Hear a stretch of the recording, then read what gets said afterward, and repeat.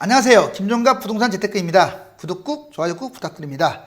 국내의 경제가 긴박하게 돌아가고 있는 가운데 올라야 할 증시는 오르지 않고 떨어져야 할 부동산은 5년간 100% 폭등 후에 10% 이내에서 조정 중이라 기대치에 못 미치고 있습니다. 현 정부가 경제를 정말 잘 이끌어서 대한민국을 세계 열강으로 우뚝 솟게 했으면 좋겠습니다. 최근 화두는 단연 우리나라의 경제 위기와 화폐 개혁 쌍두마차입니다. 오늘 두 가지를 바탕으로 해서 스피드하게 알기 쉽도록 진행할 테니까 잘 따라오십시오. 한국 경제위기, 환율, 코스피 지수와 경제위기의 원인에 대해서 간단하게 짚고 넘어가겠습니다. 금융위기 환율, 코스피 지수를 보면요. 1997년 한국 외환위기 때 환율이 무려 1달러 이제 900원이었던 것이 1964원까지 어마어마하게 이렇게 폭등을 했어요. 코스피 800선이 388선까지 무너졌고요. 2008년 미국발 금융위기 때는 환율 900원대가 1580원, 코스피 2000선이 900선. 자, 제가 왜 이걸 제시하냐면 정말 많이 떨어지죠. 환율은 정말 많이 가치가 하락하고, 이걸 잘 여러분들이 바르면 똑같은 일이 반복했을 때 부를 창출할 수 있어요. 2019년 금융위기 예상은요, 환율은 지금 현재 그 1100원대잖아요. 근데 1800원대까지 아마 올라갈 것으로 예상을 하고, 코스피 2100인데 1000이 아마 무너질 가능성이 높다고 봐요. 800원선까지도 예측을 합니다. 한국 경제 위기의 원인은 뭐냐? 가장 큰 게 이거예요. 부동산 거품. 정부가 잡았어야 했는데 못 잡았어요. 가계부채가 심각합니다. 이것 때문에. 2번, 경제 약 20개, 한 20여 개 되는 데가 지표를 계속 보여줄 거예요. 그러면 여러분들이 확 회전시켜가지고, 아, 이래서 지금 위험하구나 하는 것들을 깨달으시면 됩니다. 아무튼 20여 개 지표가 위험하다. 제조업 및 첨단 산업, 중국에 지금 추월하고 있고요. 일본, 유럽, 미국 사이에서 우리나라가 지금 샌드위치, 자, 어떤 경쟁력 부분에서 샌드위치 상황에 지금 놓여 있습니다. 미중 무역 전쟁, 이걸로 인해서 중국 금융이 지금 불안한 상태예요. 한국에 대한 해외 입단 경고음이 지금 이어지고 있습니다. 극단적 저출산, 생산인구 감소, 이것도 지금 경제 위기를 부추기고 있어요. 경제 위기 음모론과 미중의 패권 다툼, 여러분들 음모론이라는 말 들어봤죠? 사실 이게 또 거짓으로 꾸며내는 얘기가 아니에요. 경제 위기, 금융 위기 음모론, 특히 미국이라는 나라가 얼마든지 음모를 하고도 남아요. 왜? 돈이 많기 때문에. 한번 경제 위기가 휘청거려야 더 잘 살거든요. 지금 미국 보세요. 잘 나가잖아요. 비온 뒤에 땅이 굳는다고 해서. 그래서 이 음모론이 나오는데 뭐 무조건 맹목적으로 믿을 것은 아니지만 어느 정도 감안을 하고 가야 돼요. 부자국가, 부채국가, 부자국가는 부채국가예요. 근데 부자의 음모가 거기에 끼어 있어요. 그래서 경제 위기를 만듭니다. 그리고 위기를 또 극복해요. 그리고 다시 부자국가가 돼요. 더 큰 부자국가가. 개인도 이러한 흐름과 비슷해요. 근데 뒤처지면 안 돼요. 이 부자들 흐름을 따라가야 돼요. 그래야 돈을 벌죠.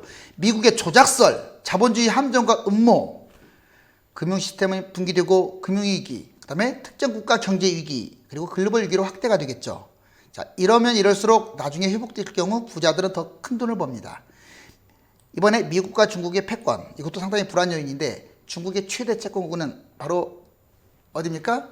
미국입니다. 중국 망하는 것을 미국은 원치를 않아요. 하지만 더 중요한 게 이거 있어요. 1위 패권국 이 싸움. 만약에 지금 중국을 못 이긴다면 미국은 영원히 중국을 이길 수 없다고 했잖아요. 그래서 자기 나라 많이 설령 잃는 게 많더라도 그 하나만 가지고도 워낙 큰 사건이라 아마 무너뜨리려고 할 거예요. 그러니까 여러분들 이 와중에 정신 바짝 차려야 합니다.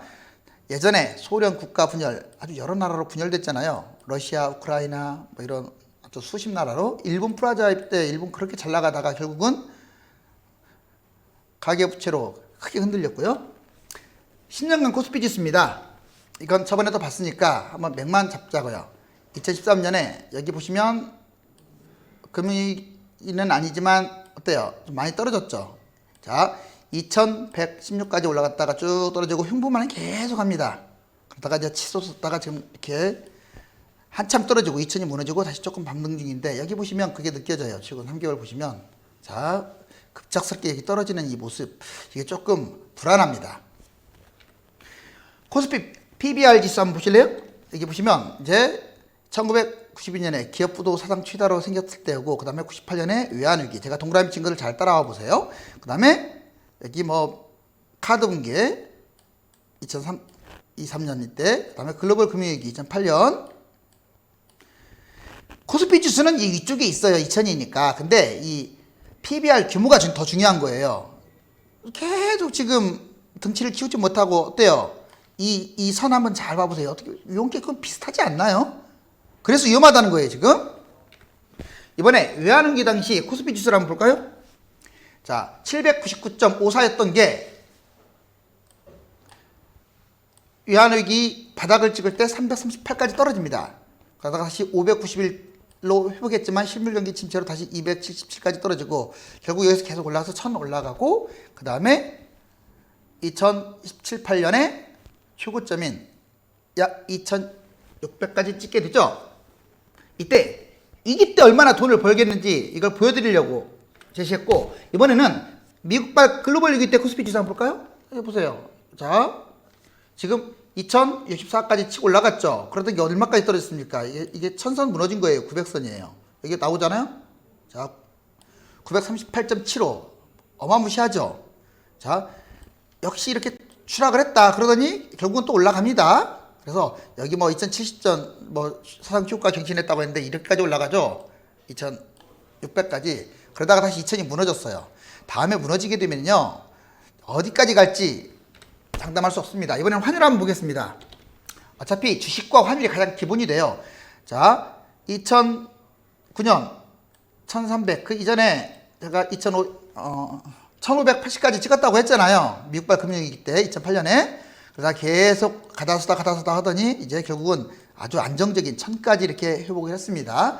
하지만 다시 또 뭐 브렉시트라든가 여러 가지 어떤 사건으로 인해서 좀 불안한 모습을 보이더니 최근에 다시 상승하는 모습이에요. 여기 보세요. 치솟고 있잖아요. 환율. 자, 거의 1160 이 선까지 지금 임박하고 있습니다. 중국 지금 증시가 폭락하고 있는 가운데 자, 상당히 불안한 모습을 보이고 있어요. 1997년 한국 경제위기 원달러 환율 추이 한번 볼까요? 여기 보시면 자, 딱 한번 찾아가 보자고요. 1997년 외환위기 때고 여기는 이제 그 이유입니다. 보시면 902 했던 게 어디까지 치솟아요? 1924 원달러 환율이 이렇게 치솟죠. 정말 외환위기 최고치를 기록합니다. 그러다가 다시 또 929까지 안정하는 모습을 보이다가 미국발 금융위기 때 제가 아까 1580이라고 했잖아요. 1573.6까지 치솟습니다. 그러다가 안정이 돼요. 1119 뭐 10년은 이제 천선까지도 뭐 근처까지 왔다가 다시 또 올라가는 중입니다. 원달러 환율과 코스피 지수 흐름 이 두 개가 가장 중요해요. 그래서 한번 두 가지를 보여봤어요. 여기 보시면 한국발 금융위기 1995년 이때죠. 1997년 그리고 미국발 금융위기 2008년 이때입니다. 자, 환율이 올라간다는 말은 우리나라 돈 가치가 떨어진다는 거예요. 환율이 올라가면 어때요? 코스피 지수는 내려가겠죠, 당연히. 환율 이렇게 내려가면 코스피 지수는 올라갑니다. 이때 아주 격차가 크죠. 환율이 이렇게 뛰니까 코스피 지수 내려갑니다. 반대로 돼야 좋은 거예요. 이것처럼 반대로. 자, 근데 또 미국발 금융위기 때도 어때요? 자, 환율 치솟으니까 거의 뭐 2000 이렇게 상당히 높게 치솟으니까 코스피 지수는 어떻습니까? 또 내려가잖아요. 이렇게 서로 역방향 흐르고 있다. 지금 이렇게 한동안 잘 가는 듯 하더니 최근 모습이 지금 이렇다는 거예요. 이렇게. 자, 이렇게 둘이 서로 가까워지고 하면 경제 상황이 이렇게 환율은 밑으로 한 1100선을 계속 유지하는 게 좋고 코스피 지수는 전고점이 2600인데 한 2600까지는 아니래도 2200 윗선을 계속 유지하는 게 좋다.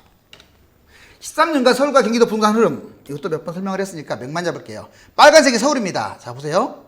자, 2006년에 꼭지 찍었어요. 여기에 여기 무려. 자, 그러다가 2013년에 폭락을 하죠. 바로 이렇게 추락합니다. 서울이. 그러다가 2018년 이렇게 치고 올라가요. 이때 금액이 얼마였냐? 2013년에 4억이었어요. 서울 평균값. 그러다가 8억까지 뛰었어요. 2배 뛰었습니다. 딱 100% 이상 뛴 거예요. 이게 문제가 됐어요. 이게. 경기도는 그나마 이게 까만 선인데 경기도는 여기에 여기. 전선하고 비슷합니다. 근데 서울은 이렇게 치고 올라갔다는 거. 그래서 가계부채가 심각해진 거예요. 다음 세계 주요 도시의 주택 버블 지수 한번 간단히 볼까요? 자, 여기 보시면 서울 한번 보세요. 서울. 지금 PIR 중위아파트 가격. PRR 이것은 임대료에 비한 가격입니다. 자, 뭐죠? PIR 보면 21.1. 다른 나라보다 어때요? 지금 중국계 계통 빼놓고는 상당히 높죠. 그렇죠. 사실상 2위권이에요. 중국 빼놓으면, 도시 빼면. 그리고 이 임대료 끊느냐 너무 높아요. 74.1로 세계 1위입니다, 지금. 그래서 뭐 PIR이 됐든 PRR이 됐든 두 가지 다 문제가 돼요. 세계 주요 도시 PIR 규모 중국권 도시 제외하고는 최고 수준. 임대료 대비 PRR 세계 1위. OECD 집값이 평균 중국과 한국이 가장 위험하고 버블 경고가 지금 잇따르고 있다. 주가 대비, 특히 이 주가 대비 주택 가격이 더 비싸요. 중국이나 우리나라나 주가는 형편없어요. 근데 집값은 어때요? 거품이 엄청 심합니다. 주요국 GDP 대비 가계 부채 비율을 한번 볼까요? 자, 여기 보시면 중국, 홍콩, 한국 여기 있죠. 역시 중국 다음으로 한국이 높습니다. 그리고 다른 나라들 보시면 자, 비교적 양호한 것은 알 수 있어요. 한국 GDP 대비 가계 부채 비중을 한번 볼까요? 2010년, 2018년 어떻습니까? 78.7이었던 게 2010년에 98.7, 이제 100을 넘어가죠? 이렇게. 엄청 치솟았습니다. 물론 지금 비율은 줄고 있지만 금액은 지금 계속 올라가고 있다는데 주목해야 돼요. 심각합니다. 우리나라 가계 부채 비중이. 이번에는 이제 2018년, 19년 상장사 삼성그룹 포함해서 이제 영업 한번 이익이 얼마나 급감하고 있는지 한번 보자고요. 자, 2018년 1분기 때 32조 4,841억이었던 게 2019년 1분기, 자, 딱 1년 만이네요. 19조 어때요? 지금 거의 뭐 어마어마하게 떨어졌잖아요. 여기 보면 마이너스 41.5%가 지금 추락했다고 나와 있어요. 정말 심각합니다. 문제는 우리나라를 강력하게 지탱해주는 삼성전자입니다. 2018 1분기하고 2019년 1분기 보세요. 자, 매출액은 큰 변동은 없어요. 뭐 좀 떨어지긴 했지만. 근데 문제는 이게 더 중요하죠. 실적. 자, 영업이익이 중요한 거 아닙니까? 비슷하게 가다가 결국 17.6조를 찍고 6.2조까지 올 2019년 들어와서 1분기 때 6.2조로 엄청난 추락을 합니다. 거의 더블 이상 추락했잖아요. 세 더블이네요. 정말 우리나라 정말 심각한 상황이에요. 2019년 들어와가지고. 다음 2017년과 2018년 상장사 영업실적, 이거 상당히 중요하겠죠. 왜냐하면 회사가 이끌어가는 거니까 국가를. 자, 매출액은 전반적으로 크게 줄지는 않았어요. 이게 매출액이 중요한 게 아니에요. 영업이익이 중요한 거지. 자, 영업이익 봤더니 자, 여기 지금 삼성전자를 제외하고 지금 하는 거예요. 삼성전자를 제외했더니 자, 어떻습니까? 지금 다 증감을 보자고요. 다 마이너스에서 참 놀고 있지 않아요? 어마어마하죠. 자, 퍼센트도 보세요. 6%, 7%까지 5% 기본이고, 문제는 SK 하이닉스를 제외하면요 10.5나 떨어져요. 단순히 5, 6이 떨어지는 게 아니라. 그래서 영업이익을 봤더니 상장사 1377곳 이것들은 이 영업 실적은 매출은 증가했는데 실제 영업이익은 엄청나게 감소했더라. 더군다나 삼성전자와 SK를 빼면 마이너스가 아주 심각하다. 부도날 회사들이 많다는 거예요. 한국의 경기 종합지수 한번 볼까요? 여기 보시면 OECD 경기 선행지수입니다. 지금 이 경기 종합지수에 뭐 동행지수, 선행지수, 순환 변동치 여러 가지가 나오는데 이게 위로 갈수록 좋은데 밑으로 내려갈수록 나쁘겠죠. 자, 여기 97년 그리고 여기는 2018년이에요. 자, 외환위기 때 92 찍었고 그 다음에 글로벌 위기 때 거의 98이었네요. 기타 뭐 카드 대란 그때 뭐 96, 7을 됐고 지금 현재 보세요. 98.5예요. 나란해요. 이렇게 나란. 98.1, 98.5. 지금 이 지표상으로도 지금 이 경기 종합지수가 정말 중요한 거잖아요. 여러분들이 경기 좋다 나쁘다 하는데. 그 다음에 여기 보세요. 한국의 OECD 경기 선행지수라고 있습니다. 앞으로 좋아질 것이냐 나빠질 것이냐. 자, 2017년에 101.3이었던 게 이제 문재인 정부 들어왔었죠. 지금 2018년 12월자로 99 점점 떨어지고 있어요. 뭐 하나 좋아지는 게 없습니다. 계속 지금 지켜보자고요. 한국의 경기 선행지수 이번에는 기업 실리지수 같이 한번 볼까요? 여기 보시면 100에서 101까지 2017년에 회복을 했다가 지금 어떻습니까? 급강하고 있죠. 2019년에 98.96. BCL. 자, 기업 실리지수 보세요. 99.22까지 갔던 게 98.43으로 추락하고 있어요. 한국의 분기별 실질 GDP 성장률 추이를 한번 볼까요? 여기 보시면 지금 2015년, 2019년에서 분기별로 4단계씩 나눠놨어요. 여기 보시면 GDP 성장률 보시면 실질 성장률 뭐 한 중간선을 그었더니 1.5 정도 되네요. 자, 지금 모습은 여기에요, 여기. 자, 그리고 마이너스로 추락했다는 걸 오른쪽 보면 알 수 있어요. 여기 보시면 자, 지금 1.0 실질 국민 총생산 이게 중요한 거니까 1.0, 0.6, 1.4, 1.0 이렇게 가다가 마이너스 0.3입니다. 2019년 1분기 들어와서. 그 전에 2017년 그 4분기 때도 조금 마이너스를 기록을 했지만 지금은 그거하고 질적으로 모양이 나빠요. 여기 설비 투자라든가 민간 소비 이 부분도 보세요. 지금 다 마이너스가 엄청 많잖아요. 플러스보다.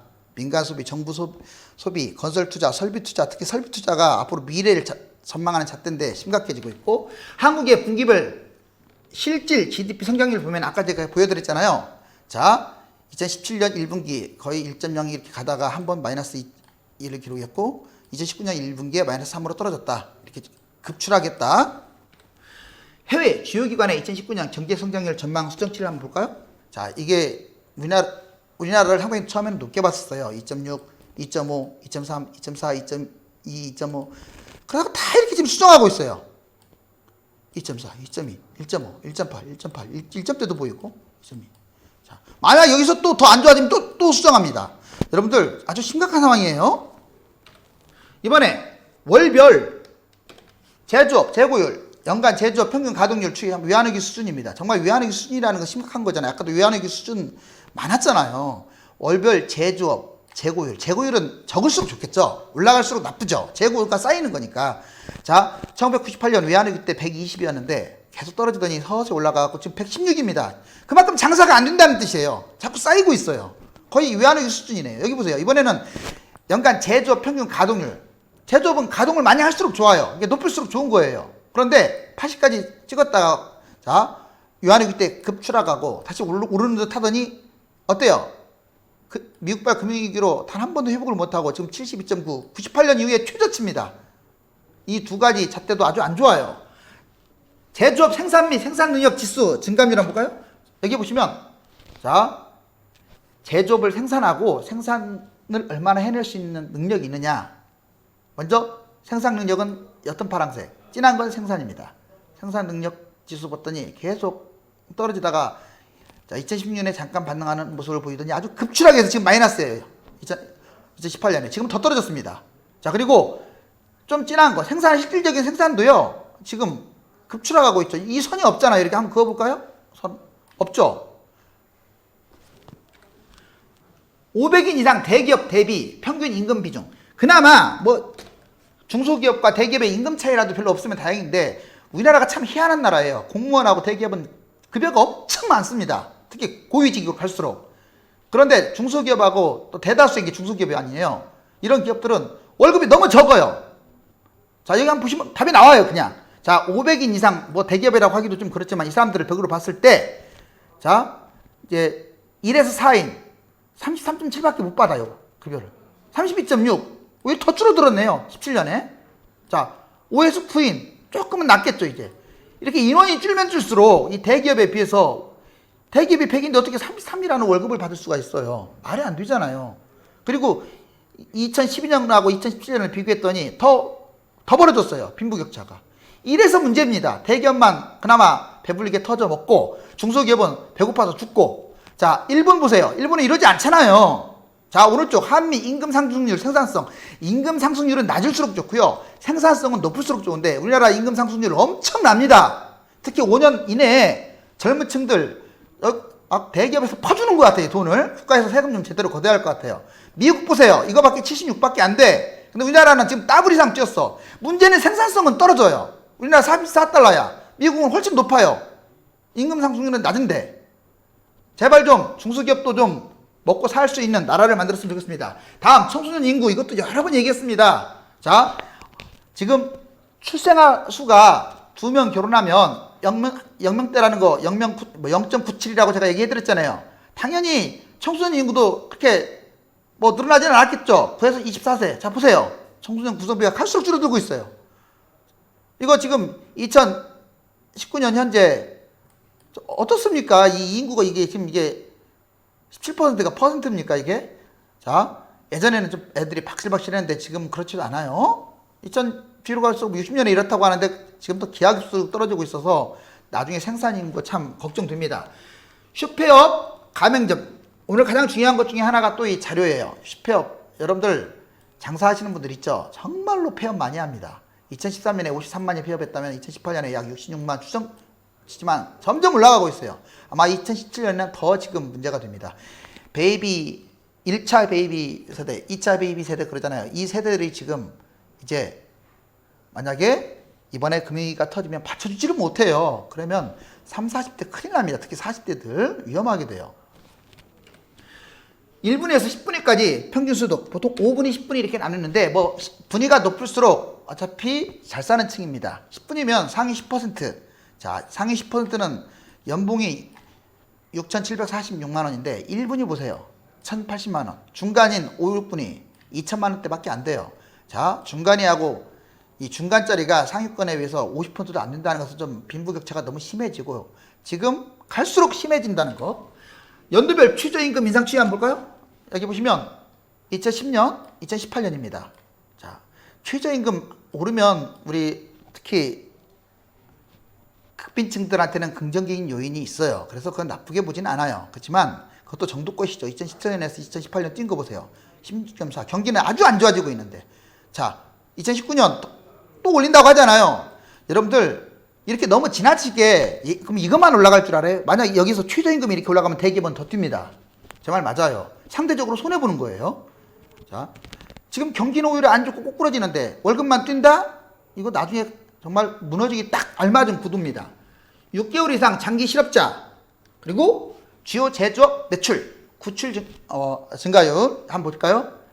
장기 실업자 2014년부터 2018년까지 서서히 증가해갖고 지금 7만 명대에서 15만까지 올라왔고 그 다음에 제조업 매출 전망 2017하고 18하고 19를 한번 비교를 해서 해봤어요. 그러니까 19년은 95인데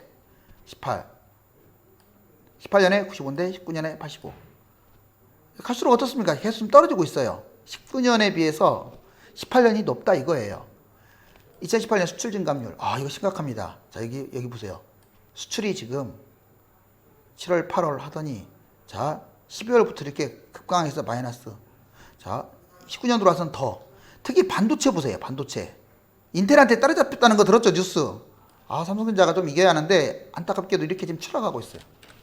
문재인 정부 출범 이후 경제지표. 이건 우리나라에서 한 게 아니라 니온 계좌의 일본 신문입니다. 그렇게 객관성이 있어요. 문재인 정부 조금 정신 좀 차렸으면 좋겠어요. 자, 문정부 출범. 여기 보시면 설비 투자와 관공업, 생산 이 두 가지 상당히 중요한 지표인데 자, 20.1 2017년 5월하고 현재 작년 2018년 9월 한번 볼까요? 여기 보시면 어때요? 설비 투자 점점 줄어들고 있죠. 아까도 내가 설비 투자 얘기했잖아요. 이렇게 떨어지고 있어요. 그 다음에 최저임금은 막 무심하게 뛰었죠. 그리고 또 주 52시간 뭐 근로제 시행 이렇게 굵직굵직한 어떤 사건들을 시행했는데 설비 투자는 계속 감소하고 있다. 또한 광공업 생산도 어때요? 지금 줄어들고 있다. 19년으로 내려올수록 곤두박질 치고 있다. 자, 지금 임금은 올라가고 주당 근로시간은 줄어들고 참 좋은 일이긴 한데 자, 돈을 벌어야죠. 돈을. 나라는 지금 썩어가고 있어요. 청년 실업률 한번 볼까요? 청년 실업률. 여기 보시면 2000년, 2017년. 자, 8.3이었던 게 갈수록 지금 청년들도 줄어들고 있어요. 인구가 늘어나지도 않는데 실업률은 늘어나고 있어요. 왜? 철밥통이 많기 때문에 그래. 철밥통이. 좀 쇄신을 했으면 좋겠어요. 여기도 보세요. 같은 맥락이지만 12.5 지금 사상 최대치예요. 사상 최대치. 미래의 학자 최유식 박사가 주장한 것을 조금 한번 끄집어내봤어요. 금융위기 정의, 한국 금융위기 5개 폭탄이 있대요. 아무튼 정의, 주식시장이 15% 폭락, 이거 한번 기억을 해놓으세요. 채권 가격이 10% 하락, 외환은 보유액 10% 감소, 인플레이션 10% 이상 상승하면 금융위기라고 할 수 있대요. 실제로는 모든 것들이 이제 막상 금융위기가 터지면 50% 이상이 출렁거리겠죠. 금융위기의 5가지 폭탄이 순차적으로 나온답니다. 자, 기준금리 인상 먼저 폭탄이 생겨요. 자, 미국이 올리면 우리나라도 안 올릴 수가 없는 거니까 그럴 때일수록 1% 오를 때마다 6만 가구가 파산한답니다. 추가 이자 부담금, 그 다음에 금융권의 우량자산 매각 압력이 따르고요. 기업 매출 하락과 실직이 늘어나고요. 신용 등급 하락과 자산 가치도 하락합니다. 이렇게 5개 폭탄이 순차적으로 나타나요. 그러면서 이런 단계를 밟습니다. 먼저 이제 이건 예측이니까 너무 다 믿을 건 아니지만 참고하세요. 2019년에서 2020년 5개의 폭탄이 차례대로 터지면서 금융위기가 시작된다. 2020년 하반기부터 2021년 하반기 1년 동안 약 본격적인 구조조정이 시작된다. 2021년 하반기부터 2023년 하반기 약 2년 동안 수습 및 마무리가 된다. 이렇게 해서 한 3, 4년 동안 금융위기가 진행된다라고 단계를 구체적으로 적어주고 있습니다. 화폐개혁 이번에는 쌍두마치 화폐개혁, 리디노미네이션. 여기 화폐개혁은 이주열 한국정부에 발언했다는 거겠죠. 이번에 이원욱 의원이 5월 13일, 이제 다가오는 5월 13일입니다. 정책 토론회를 지금 하겠다고 선언했어요. 종합적이고 근거에 의한 추론을 가지고 판단해야지 화폐개혁 한다더라 만다더라 이렇게 막연한 것을 하면 안 돼요. 우리나라 화폐개혁 지금은 좀 불가능한 면은 약간 있어요. 가장 큰 게 뭔 줄 아세요? 아이러니 이야기도 집값 거품이에요. 왜냐? 만약에 화폐개혁을 하면 뭐가 뛰어요? 주식 날아가고 집값 날아갑니다. 주식은 괜찮아요. 근데 집값은 지금 거품이 심하잖아요. 아까 4억짜리가 8억을 뛰었다고 했잖아요. 근데 여기서 또 뛰어보세요. 이거 뭐 볼 것도 없이 거품 터져서 가계, 부채발 뭐 위기가 터질 거예요. 아주 심각하겠죠. 여기 보면 서울 4억대가 8억대로 올라왔는데 여기서 이것 때문에 지금 못하고 있어요. 그러니까 두 번째로 우리가 주목해야 돼요. 정부가 화폐 개혁에 대한 생각을 갖고 있는 것 같아요. 아까 모든 지표가 너무 안 좋으니까 뭔가 지금 획기적인 임팩트가 필요해요. 뭔가 살아낼 수 있는 불쏘시개가 필요해요. 불쏘시개가. 그러면 여기 보세요. 화폐 개혁을 위한 전 단계로 지금 부동산 가격을 하락 계속 유도하고 있잖아요. 유도하는 것인지도 몰라요. 리디노미네이션 사전 준비 마친 상황입니다. 실제로 이거 마친 상황 맞아요. 그리고 1,000대 1, 1만 대 1 있는데 1,000대 1 가능성이 높은데 1만 대 1도 상당히 가능성이 있어요. 왜냐면 자 여러분들 0 다음에 만 다음에 억이거든요. 계산하기가 딱딱 떨어지거든요. 이게. 그리고 먼 미래까지 본다면 결국 또 우리나라 돈이 가치가 떨어질 텐데 아마 한 번에 세게 할 수도 있습니다. 어찌됐거나 1,000대 1이나 1만 대 1은 거의 유력해 보여요. 경제 상황이 부정적일수록 아마 정부는 하려고 할 거예요. 잘 나가는데 뭐 화폐개혁을 하겠어요. 안 좋으니까.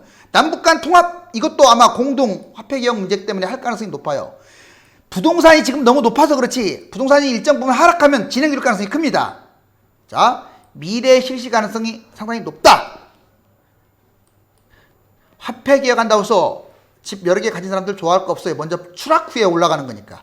세 번째, 유로화 성공사례. 유로는 실제로 화폐개혁 성공했어요. 그래서 그것을 무진장에 연구할 거예요.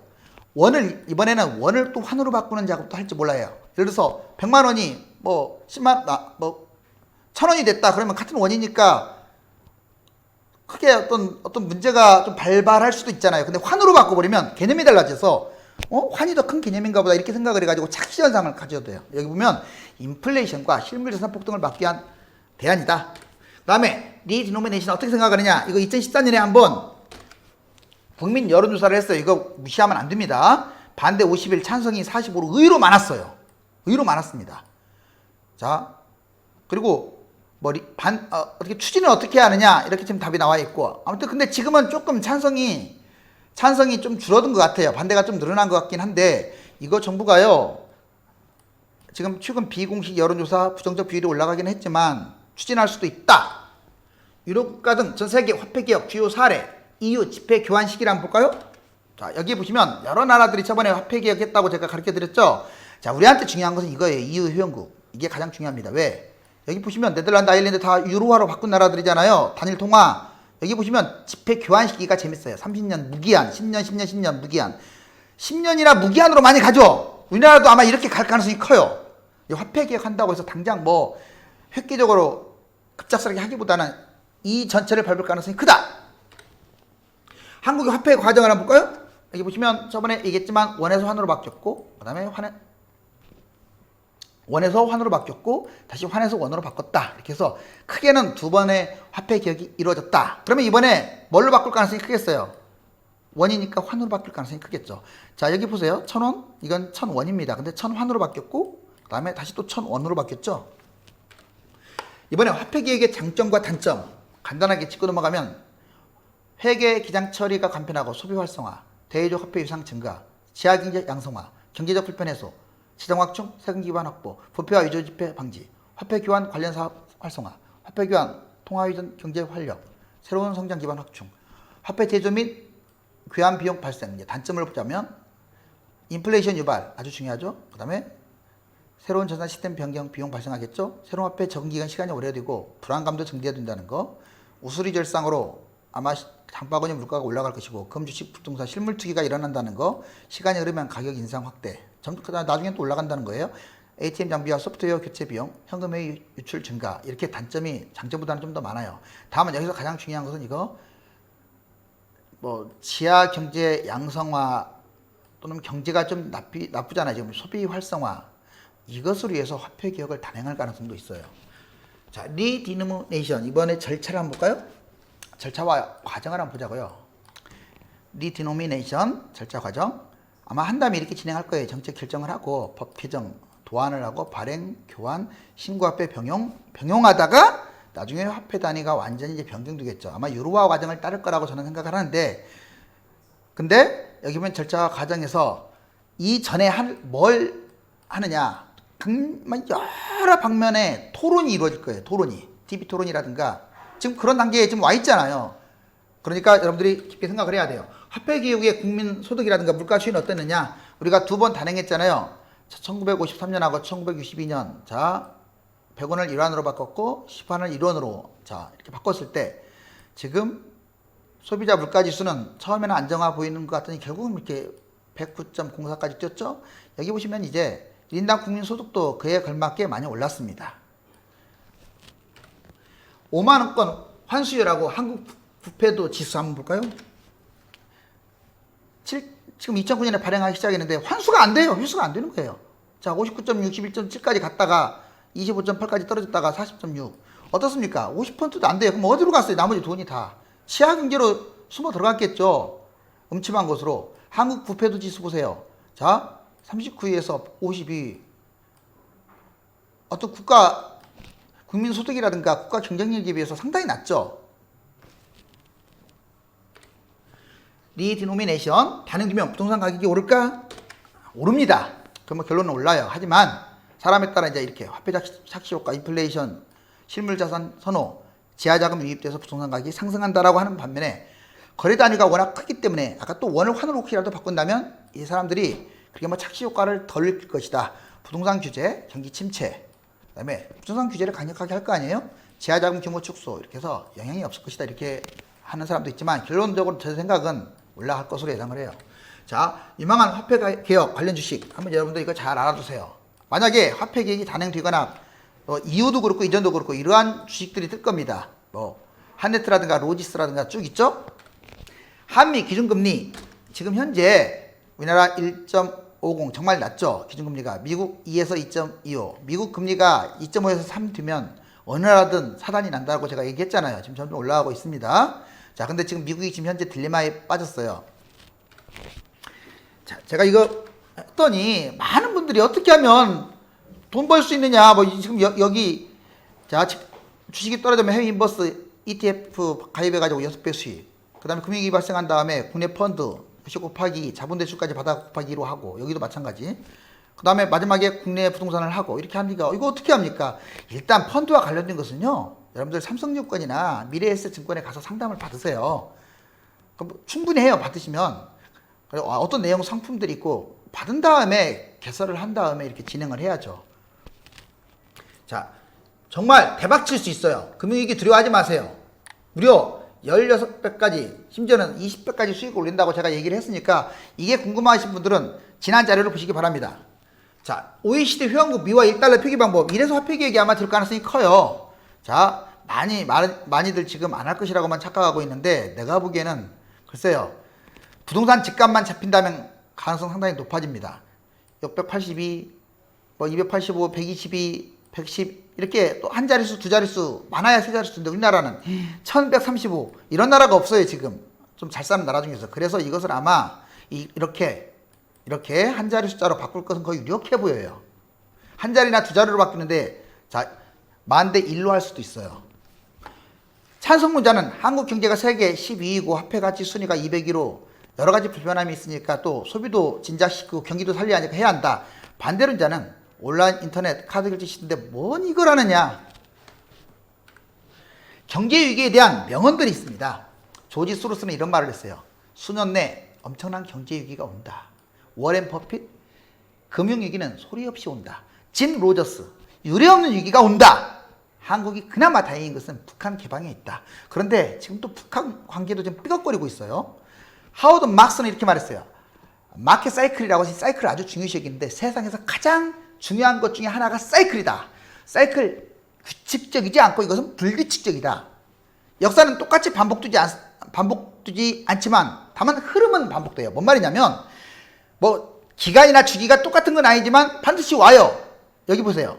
사이클의 변동성, 즉 진폭, 크기, 기간, 속도만 다를 뿐 반드시 옵니다. 그게 20년씩 안 걸려요. 20년 걸려본 적이 없었기 때문에. 길어야 10몇 년이었으니까 지금 상당히 위험해요. 데이터상. 행운은 간절한 만큼 커지고요. 노력한 만큼 빨리 옵니다. 김종갑 부동산 재테크와 함께하면 부동산 펀드 환율로 인생 도약을 꿈꿀 수 있습니다. 지금까지 보셨듯이 국내의 모든 지표가 부정적인 방향으로 흐르고 있으며 특히 2019년 들어와가지고 문제가 아주 심각해지는 추세예요.